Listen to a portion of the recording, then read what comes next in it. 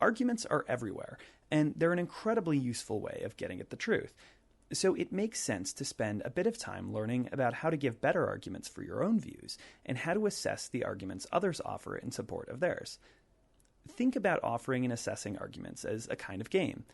The first round starts when player one makes a claim that can be true or false, something like, it's morally wrong to eat meat. At this point, there are three basic moves available to player two.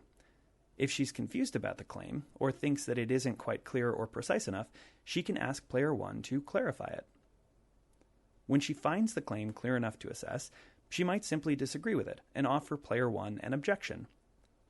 Sometimes this will take the form of a counterexample, a concrete case that shows the claim in question to be false, or that demonstrates that the claim can't be true in general. Finally, she might agree with the claim and think that player one hasn't made a strong enough case. In that case, she can offer additional support for the claim on her own. When faced with an objection, player one can either further clarify or make a new claim that isn't subject to the objection, or she might simply change her mind, decide that player two is right, and retract her initial claim. Rounds of the argument game end when both players agree that the claim in question is either false or true.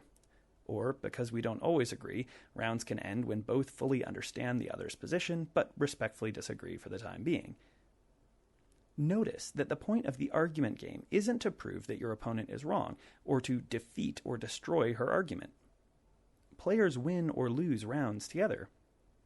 If they arrive at the truth about a particular claim, if they discover it to be true or false, they both win. This is something it's often easy to lose sight of.